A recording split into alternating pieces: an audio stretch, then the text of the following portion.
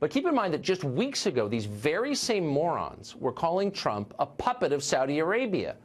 But wait, Saudi Arabia wants the U.S. to stay in Syria. Does that make sense? No. And so after a while, you start to suspect that Trump's real crime isn't being a puppet of the Saudis or Putin. It's refusing to be a puppet of permanent Washington. That's what they really hate.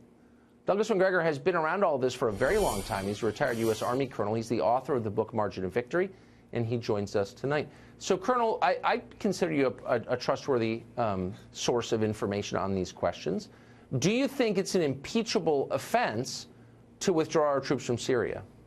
Well, of course not. That's ridiculous nonsense. Look, you've just done a great job of explaining why President Trump's decision was really a brilliant decision.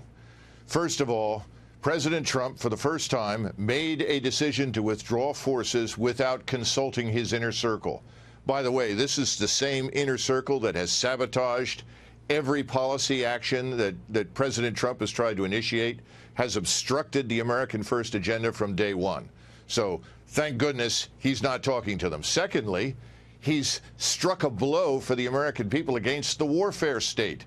What you just showed on television is what we like to refer to as the Washington Uniparty. These are the people on your famous ship that's sinking right now.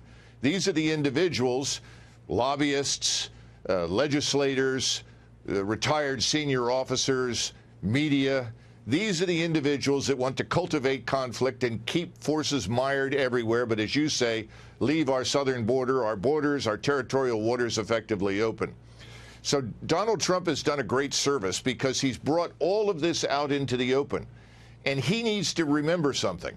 When Richard Nixon did something similar and ended the Vietnam War and pulled our troops out under the best circumstances that he could get, he was not only reelected, when he went to his inauguration, he had a 68% approval rating. That's where Donald Trump is headed with the American people. Forget the people in Washington and the people that you just showed on the television. Two quick questions.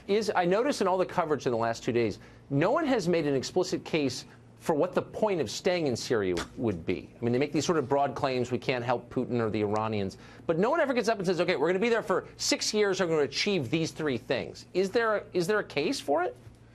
No, absolutely not. In fact, the good news is that the Russians, the Iranians, the Syrian government will do a very fine job of absolutely annihilating what remains of ISIS. The other point is that we were in a position in northern Syria where we were extremely vulnerable. Remember, we always had light troops there. They were always under threat of attack. We were waiting for another Beirut bombing to occur between the Turks, the Iranians, the Kurds, and so forth. And by the way, the Israelis, if they want to go in there and attack anything that they think is a danger to their security, they can do so. They're free to do so. We're out of the way. Yeah. Amen. And last question, and I don't want to be too cynical, and I'm not a conspiracy nut. I take things at face value. But would it shock you if in the next couple of weeks or months Assad used chemical weapons against his people once more, and lo and behold, we can't leave Syria? Would that surprise you? Well, look, let's hope that President Trump has learned from previous experience, and we don't have to go down that road again. The good news is that he's got some momentum now. He can make profound change. He can get rid of all of these people in the White House and the Department of Defense who are against him and against his policies. He needs to seize this opportunity and do precisely that. Very smart. Colonel Macgregor, thank you very much for coming on tonight. It's great to see you.